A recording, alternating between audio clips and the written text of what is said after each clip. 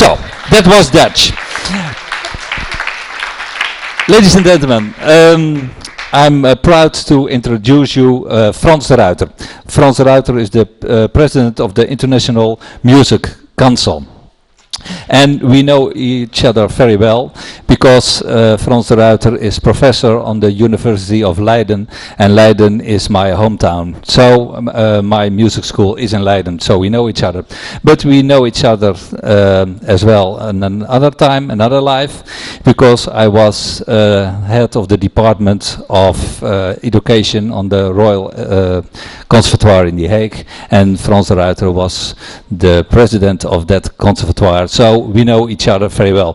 Frans, I proudly present you, and the keynote speech is for you. Thank you.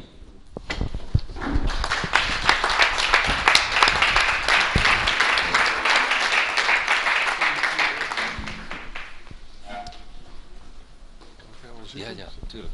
Zal ik hem even inzetten?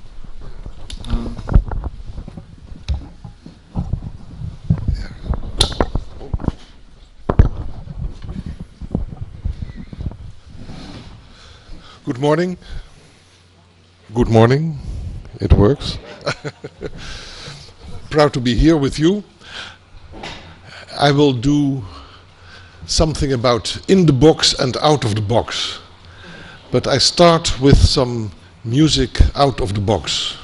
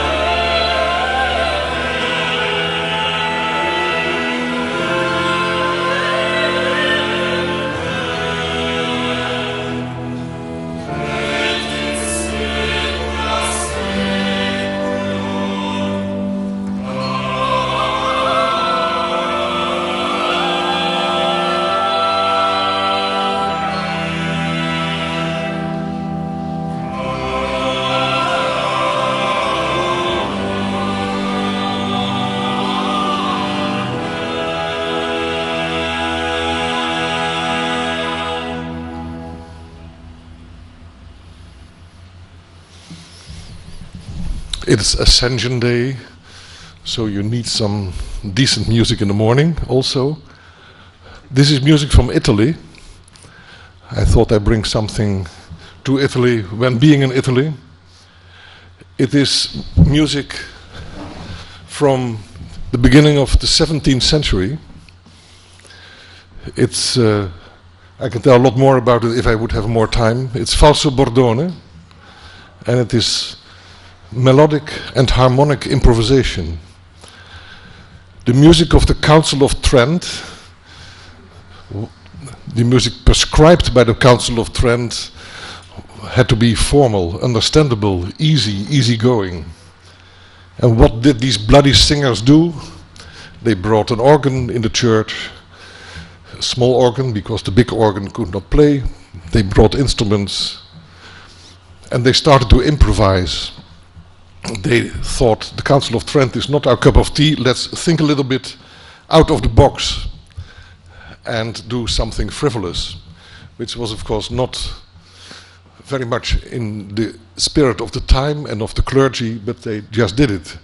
And that is, I think, the keystone of what I'm going to say this morning to you, the difference between in the box and to exclude, or rather to be out of the box, to go out of the box, and to be inclusive. You would expect that in the box is inclusive and out the box exclusive, but it is the other way around.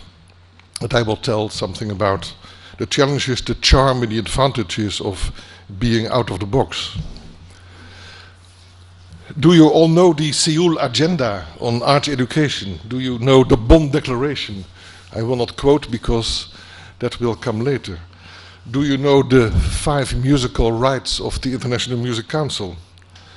And I will not read them all for you, but the most important are the right for all children and adults to express themselves musically in full freedom, to learn music, languages and skills, and to have access to musical involvement through participation, listening, creation and information. There is a bit more, but this is the shortcut.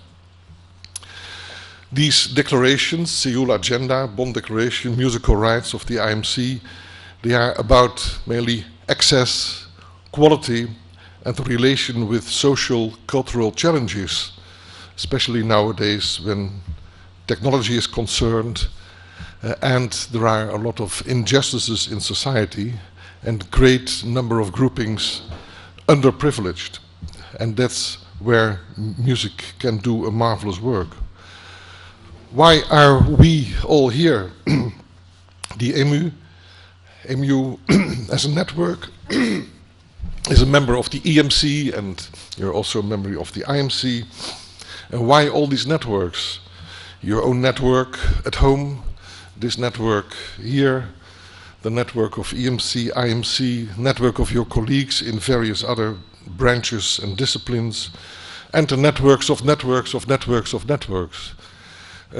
What is the use of all of this when we also must think about out-of-the-box thinking? But that's coming later. What do these networks do? We produce policy documents, we formulate our vision, our mission, our principles, our modalities of action, our aims, our objectives. We exchange information, we come to cooperation, and that's all fine. But why are we doing all of this?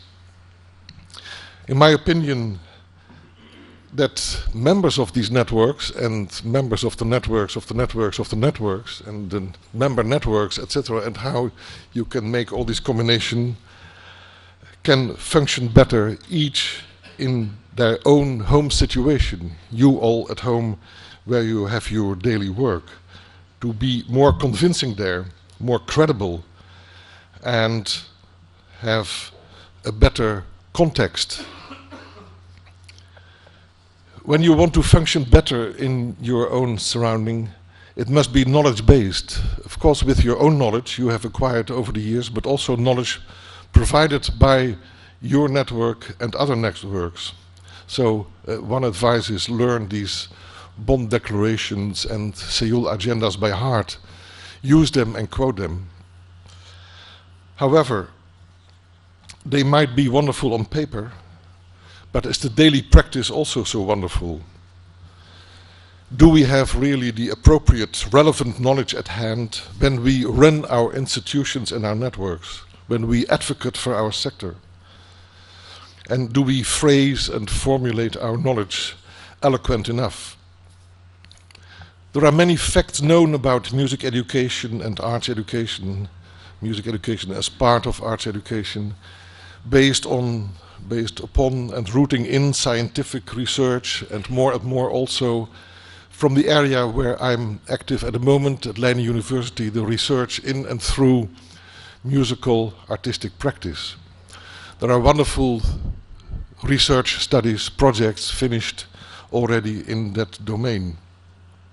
But it is a complicated whole holistic situation. Speaking about these things, we have to do with a, I cannot phrase it otherwise, a kind of multi-layered box where there are many actors with different positions and roles. and having different viewpoints, but we can all learn from each other. There are the creators, there are the recreators, the performers, the improvisers, the perceivers, the pupil, the student, and the facilitators, private, public, and institutional. And all of them in this multi-layered box should facts and should look to the knowledge. And most important, where the IMC has its focus points in the years to come, about the overarching, magnificent, very big importance about what happens in the early childhood when children start to deal with music. And from an older publication, not so old, but a bit older publication in Dutch, so you cannot read it, only a few of us, I will draw some facts and figures mainly from developmental and behavioral psychology. And of course, what I'm going to say are generalizations. There are always exceptions, but a few general conclusions are very important in dealing with music education, especially with the young. And there are facts you will for sure know, but perhaps there are also some facts and a bit of knowledge you don't know. It is a whole list, but I will not number them, I will try to summarize them. There are differences between experiences in early childhood, and they all have great effects on the cognitive functioning in a later phase. If this message was already convincingly forwarded, our daily lives would change dramatically.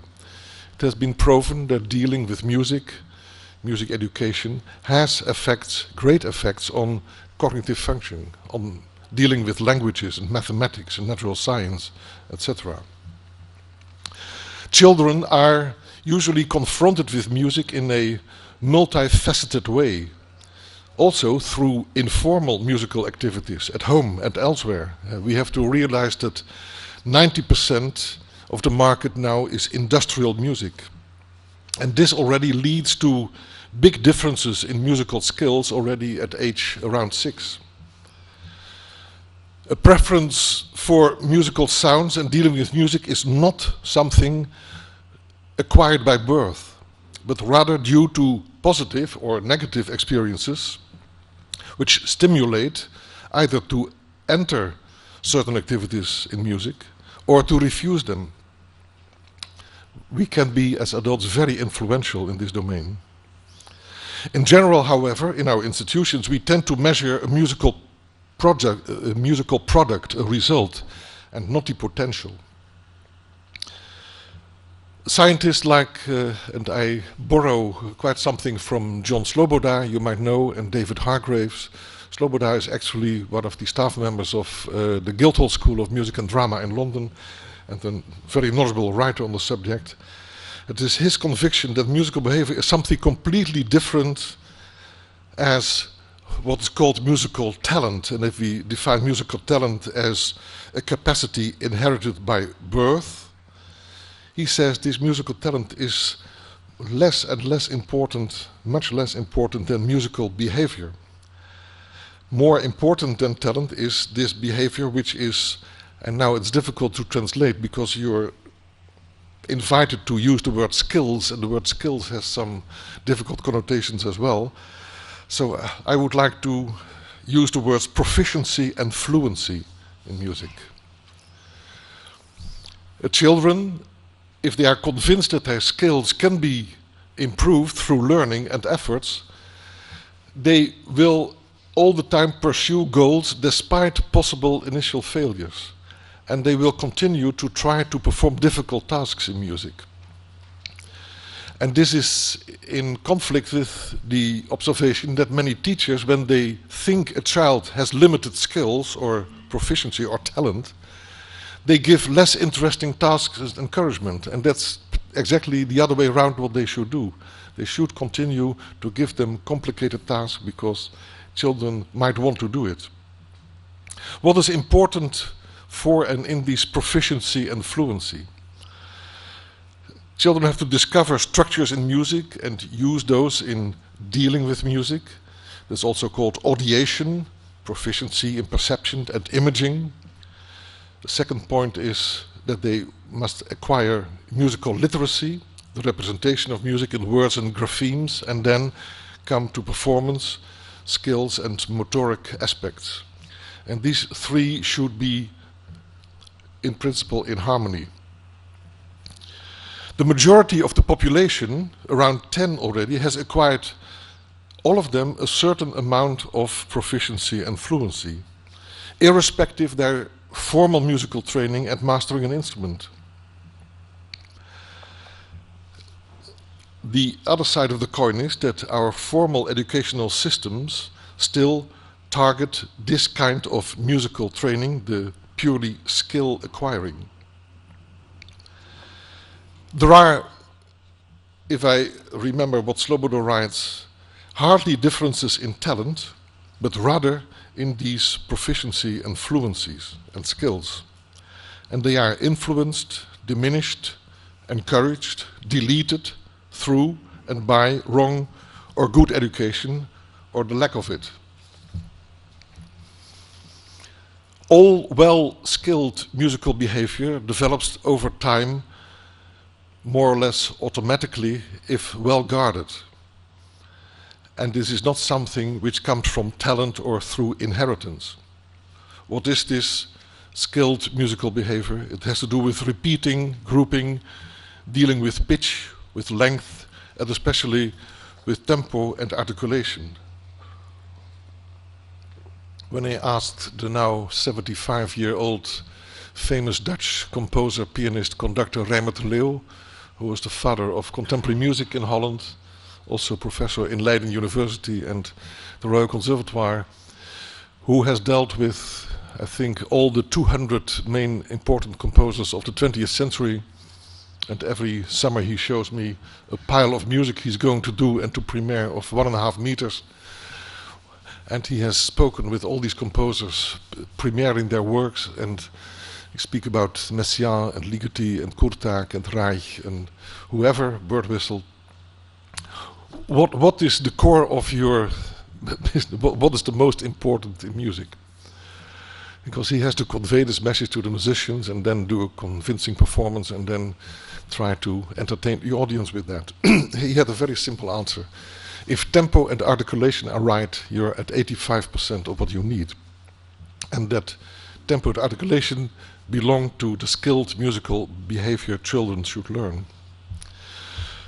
Another fact, the quality of the relation between a child and important adults, for example parents and teachers, is decisive for the interest and the results in playing and singing in the long term.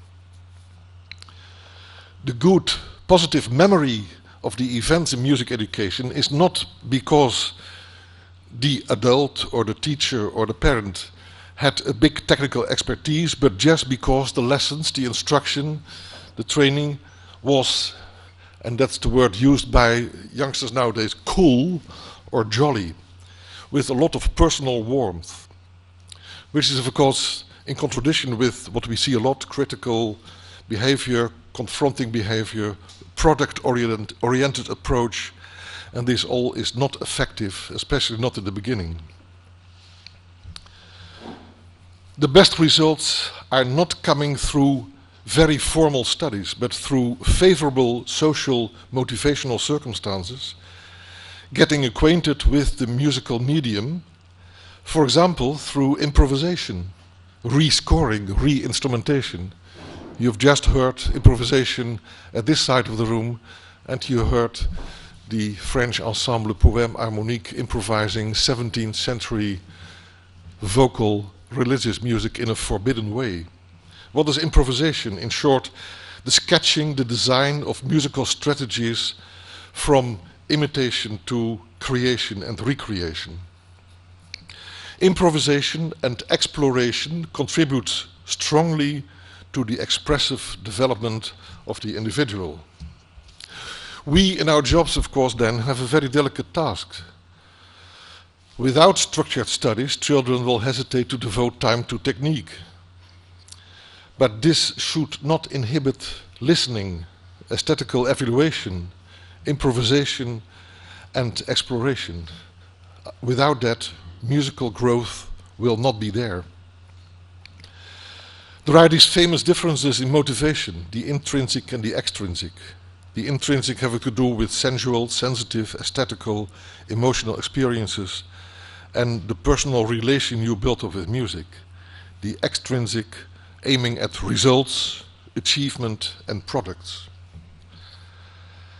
Another fact, children can be concerned about what others think of them, and that can be, in theory, a source of fear.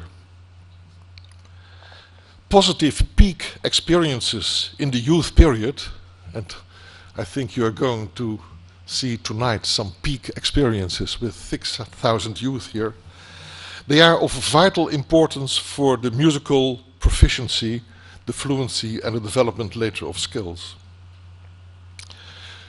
Another fact, many formal education systems cause fear and lack of self-confidence rather than love for music. I'm in good company with Willem van Moort that we have seen many students entering our conservatoire, also in the School for Young Talent, age 16, 15, 18, 17, or just after high school, 18, with a lot of pleasure and openness and a sense for improvisation and making music. And sometimes you're quite disappointed what happens after 3 or 4 years. It has to do with the negative sides I just mentioned in previous statements. Of course, this might seem a little bit all from a Western perspective, Western European, or what is Western music also in the United States or Japan and Asia. You see quite a few times that in non-Western cultures, what is Western? Are we in the West or the East? Very difficult term, but in cultures outside of Europe, participation in musical activities is much more embedded in the daily life and work of the community. Music is not something special over there.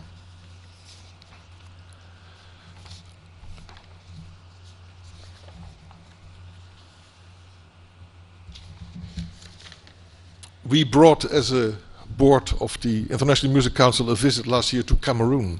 There is not one single music school in Cameroon, not one conservatoire. There are also no music teachers in Cameroon. That was the big request. Do you have music teachers? We were in Douala, and we were at the opening of a festival, Le Collatier, which was full of dance and music. Everyone was making music, dancing, in groups, but also informal. If you walk on the streets, everyone is singing and dancing. Not that the societal circumstances are so profitable, but there is music and movement everywhere, despite there was not any system available. So this is to learn from. A few preliminary conclusions. What is very important, so, is a regular, spontaneous contact with music in an early phase. The opportunity to deal with music in a relaxed atmosphere, without pressure, and aiming at only production and achievements. An early encouragement by parents and teachers, taking into account the wish of the child to be autonomous and the wish to explore.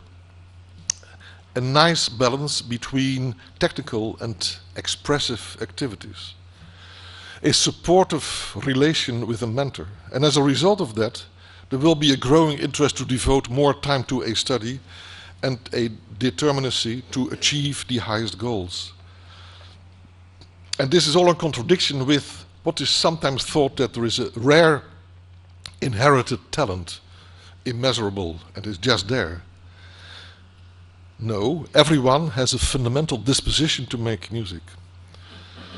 There is the concept that musical perfection roots in efforts being deployed in solitude. No, that's not true. Music is social. The results stem from the efforts of many. It's wrong that working with and in music, that their pleasure and work are separated. No, one must have a deep joy in music to grow in it, also when you want to reach the top.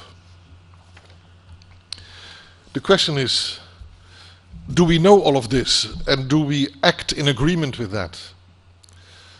I see in many structures, and I repeat. There are, of course, generalizations, and you have always very good exceptions. But I see still a lot of attention paid, in music especially, in the one-to-one situation, both in conservatoires and music schools, as far as the length of these sessions is concerned, and so the money spent on it. We have tried, by trial and error in the Royal Conservatoire, especially in the vocal department, and also Willem will remember that, to diminish the hours in the one-to-one situation and to create group lessons of 4 young singers doing peer teaching, which means that the students were teaching each other under the guidance of 2 other teachers who were obliged to be silent for at least half an hour. But they were there to avoid difficulties and painful operations, of course, which had the advantage that not only the students, every student had a one-to-one situation, a bit shorter than normal, but also had contact with 2 other teachers, reflecting on the peer teaching of the students and their colleagues. This is an example of what could work very well, and I can advise to enter into these group activities. And of course I know there are many already done, but it's still a bit an accent on the one-to-one situation. What should be for us the driving forces and the task as facilitators, because most of us are facilitators in the musical field, and we have to take care that what we do is convey to pupils and students. I think we all have to have an immeasurable admiration for the composers from the past. You just have heard some 16th and 17th century examples, and I will play at the end one other example. I think what has been done in the Middle Ages, in the Renaissance, in the Baroque period, and of course later, is of an enormous value, and we should only bow for it with great respect. We should have an excessive inquisitiveness and curiosity to repertoire and performances and way of performance, and to pedagogy and psychology. We should listen all the time, not only to music, but also the people who are working for us and who are under our surveillance. Singing is one of the most important things, dealing with languages, sharing experiences, developing memory, and what's very important, both for facilitators and for musicians, there we are the same, and most of you are also musicians, I know, is the question of multitasking and role changes. We should be leading, we should support, we should expose, and we should serve. And we should develop our personal, individual responsibility in a bigger whole. I just finished a couple of performances, 21, with music of John Dowland, where all these things were happening, playing the harpsichord and the clavichord and keyboards, working with actors and singers and other musicians. Sometimes leading, sometimes supporting, sometimes exposing yourself, and sometimes serving. But that's not only what musicians have to do, that's also the role of us as facilitators and networkers. We should be full of consciousness that expression and expressiveness, also in our work, is the deviation from the regular, from the normal. So thinking out of the box is imminent. We should also try to learn from both good and bad examples. There are many. If I see what happens in the choral world, you know that, Europa Cantat, for example, and when I see what happened to my own daughter of 15 singing in the National Children Choir in Holland, it's incredible. Through the pleasure, the discipline, the learning things by heart, the learning to sing with eyes closed, only listening, with 40 young people, brings the most wonderful results, and it changes a human being in doing so. Therefore, we should be skeptical on the other side of the coin with all these commercial shows like The Voice of Something, and you think you are a singer, what we now see on television, where children are able to shout one song and that's it, without any guidance and preparation. I have even to make a critical note on the famous El Sistema system in Venezuela, which is of course marvelous because of the societal circumstances, that children get musical instruments available and that this wonderful national youth orchestra with the famous Gustavo Dudamel is touring the world, and well, they are really the peak. But I have to admit that I was sitting, invited by them, in little villages on isolated island Barquisimeto, and of course the slums of Caracas. For the children, wonderful that for one time a week they leave the slums and the poorness and go into a space where they can make music. But I have heard situations where they try to play a Brandenburg concerto of Bach, where it was very difficult to discover any pitch or tune or tonality, and the children just did not have a good time. So I think we should avoid this kind of situation, and it is in contradiction to what I said was very important. There are some concerns to share with you. In a few countries, and I must watch the time, in a few countries access to music is making progress. The IMC gave the Musical Rights Award this year to an Australian organization which is taking care that slowly, and in some states already the case, every child has contact with music, especially in the regular education. But I know also that in many countries there is less and less and less music in the classroom and in other facilities. That is anyhow the case in the Netherlands, but I know it is also the case in Hungary. Some Estonian colleagues told me something about it, and it is a big problem.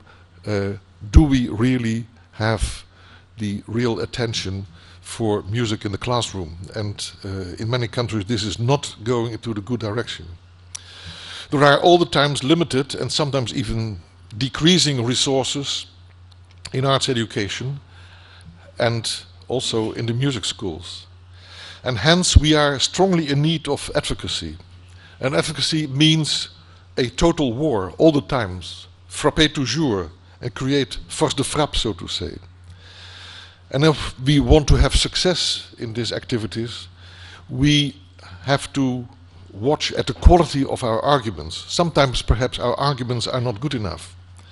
And these arguments should root in research outcomes, and I have given you a few over the past 20 minutes. A funny contribution to the Cultural Forum of the European Commission in Brussels was an Italian professor from Milano. I think his name was Sacchi or Sacchi, Sacco. Well, I can find it and give it to you and his website. He had a fantastic speech. His institute did research into diseases, both physical and psychological, the coming into existence of diseases, the length of a disease situation, the length of hospitalization. And the discovery was that the decrease in seriousness of the disease and the length of disease was falling down into a high percentage, especially through listening to music. The funny thing was that the length and the seriousness of the illness went up through reading poetry. He had no explanation for that, but that is further research to be done. But music is very fertile for having less days in hospital and less days of not being able to do your work. I think everyone recognizes the importance of education, of cultural development, of musical development, of music education. But the big discussion is always, why should public authority pay for this? And that brings us to the basic discussion, and we have to be aware of all of this when we do our work and when we advocate for our sector.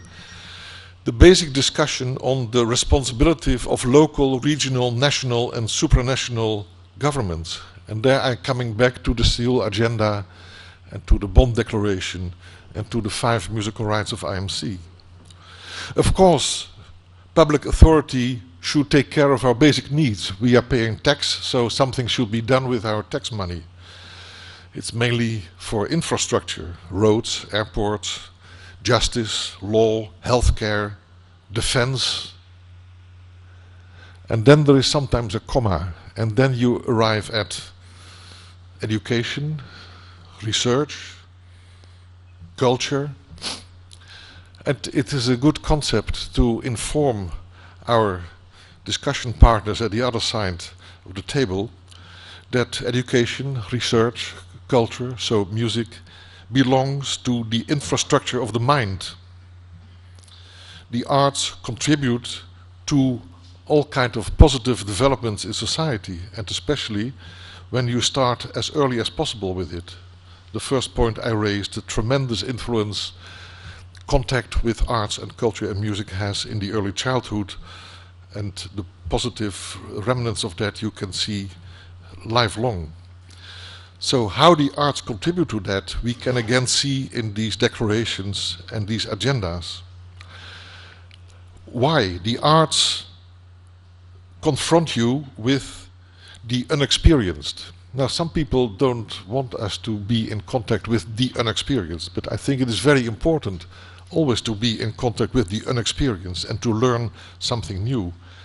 And the arts teach you to deviate, because that's expression, from the normal and from the regular.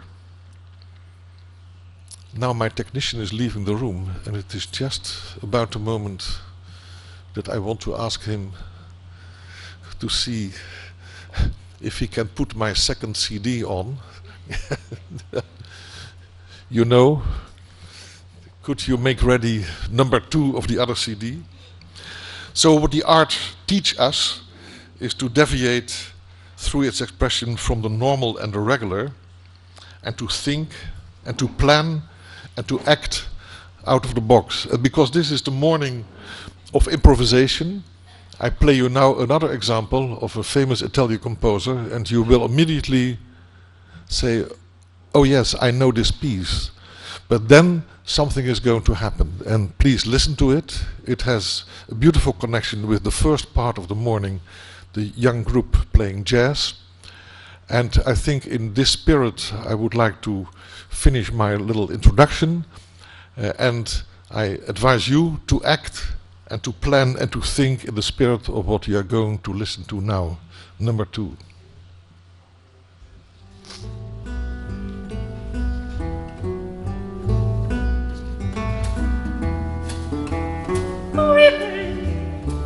Chi mio caro e me, chi inciampo ancora di pur come prima.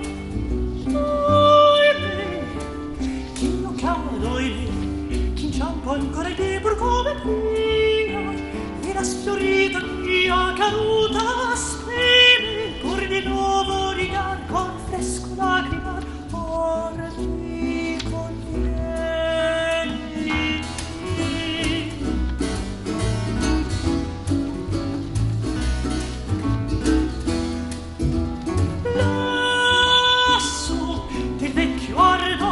Conoscono ancora dentro nel petto,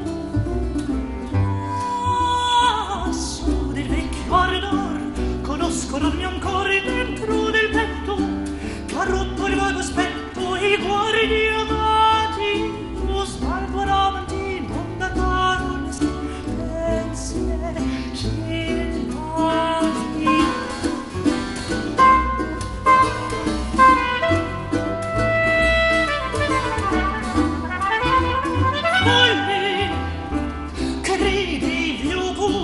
D'aver schermo sicuro da un nudo leggero. Olle, credi io pur, d'aver schermo sicuro da un nudo leggero. Eppur io sicuriero son codardo, e vario sostenere col lusitier tu il solo sguardo.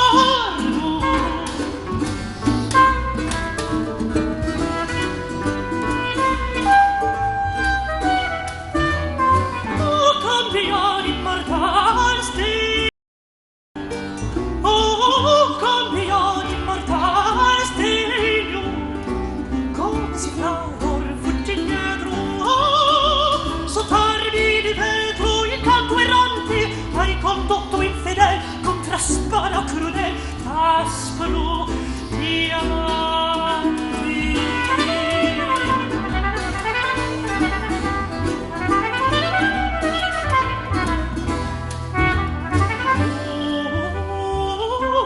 Sa punir, ti innamorarti del marumella.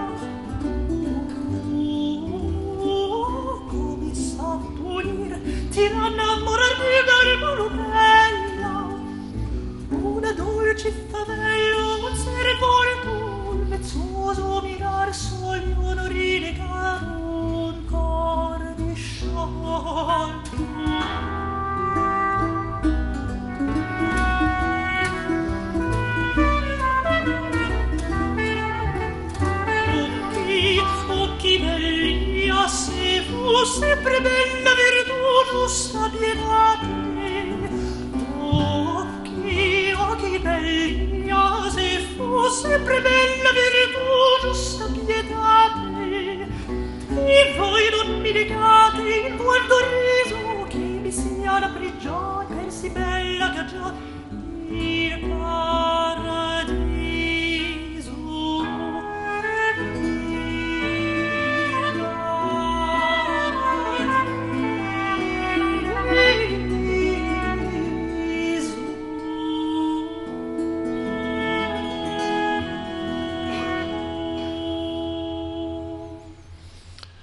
This was Philip Jaruski, with the Ensemble La Pregiata, the nice song of Monteverdi. So you can see what happens and how this wonderful cornetto player, this zinc player, is going completely mad. I had to do something with the Utrecht Early Music Festival in the past, and I can assure you, when this happened in the hall with 1,800 people, the applause was for, I think, 12 minutes, and everyone went home a bit happier. That's what I want to convey to you. Go home, do your work happy, out of the box, improvise and explore. Thank you very much.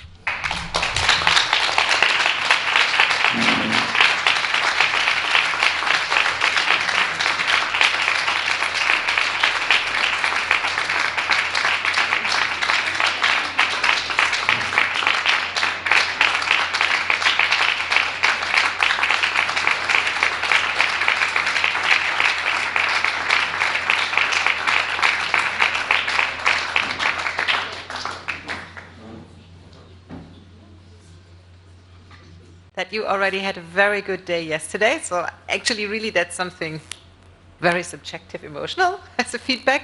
And then it's great to see that obviously this Bonn Declaration is a trigger for further discussion and for further thoughts, and that you really use it also for your own purposes, and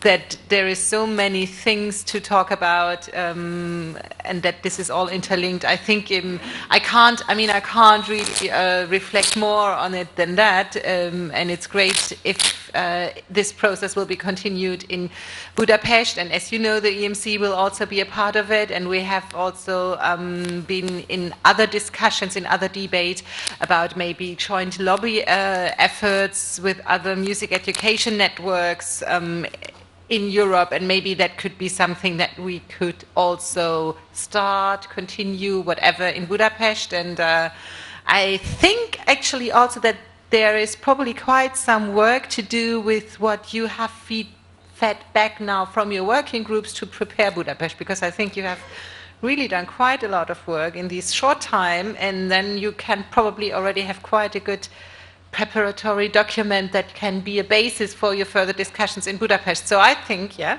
good start, great atmosphere. I love to be here, and thank you very much for inviting me.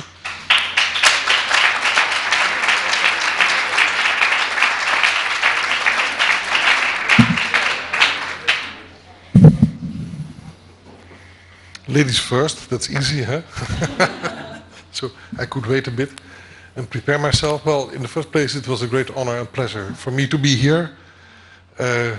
As responsible for the IMC, it's good to see how a member of EMC is flourishing and doing very extremely useful work.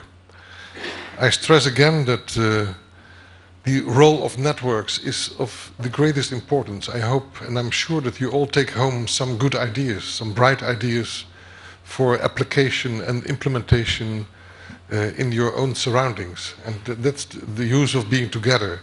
And with all these nice things like websites and stories and documents, personal contacts, speaking with people, seeing good examples, bad examples, but enjoying especially the good examples is so inspiring for going home and talking with your staff or your people around you and say, well, I was there at that conference and it became a brilliant idea. We must work on it.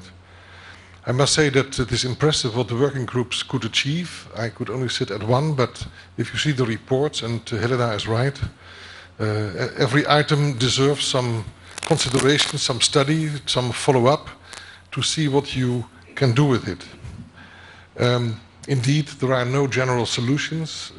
Every situation in any country and region is different. We have all different traditions, the history of music and music education for 2000 years has created circumstances as they are, we should always look where are the holes in the bucket, where is the water pouring out, where are things going wrong, and can we please then try to stop the pouring out of the water and fill the holes and say, well, if we have solved that problem, we are a long way better off.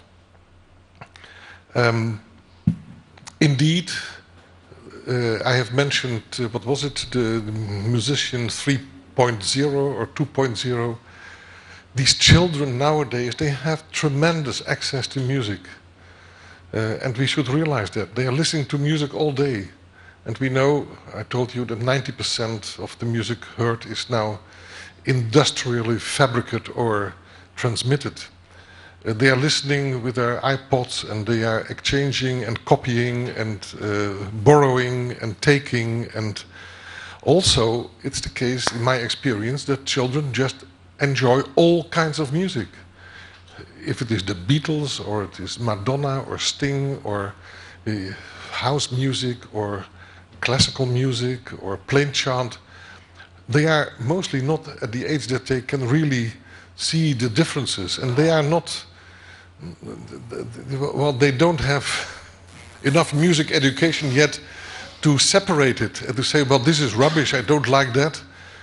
Quite a few times they are very well able to make differences between good music and bad music, and they like the good music.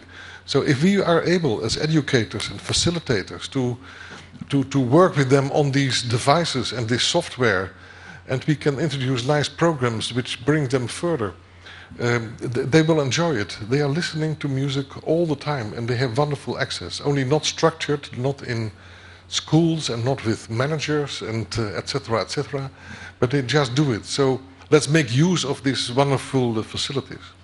And if we go home and talk with people, and I'm coming back to the advocacy item, I have one advice. Don't only talk with your friends who know the message.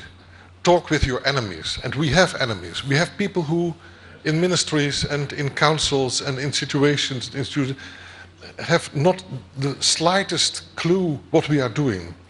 They do not see the importance of music and music education. And we should talk with them. I could run for 10 years the National Campaign for the Arts in the Netherlands. It's nice to speak with parliamentarians in the cultural sector. The same is for the Brussels situation in the European Parliament. But you have to speak with the health people and the financial people who make the budgets. And sometimes they have no idea and they even think we are crazy idiots. And my experience is, if you come up with the good arguments and with the good stories, they will listen and say, well, you have a point, we must do something about it. So look for not your friends, but people who are influential in coming to decisions and important advices. So that's my advice to you, and it was wonderful to be here, really. I enjoy the weather, the hotel, the region. I know the region, it's fantastic, everything you did. And hope to see you soon. The next conference is in a very unknown village, somewhere in Poland, so I like to go to places where I've never been, so I might come there. Have a good time, have a good festival, have a good conference, and wish you all success in your endeavors. Thank you.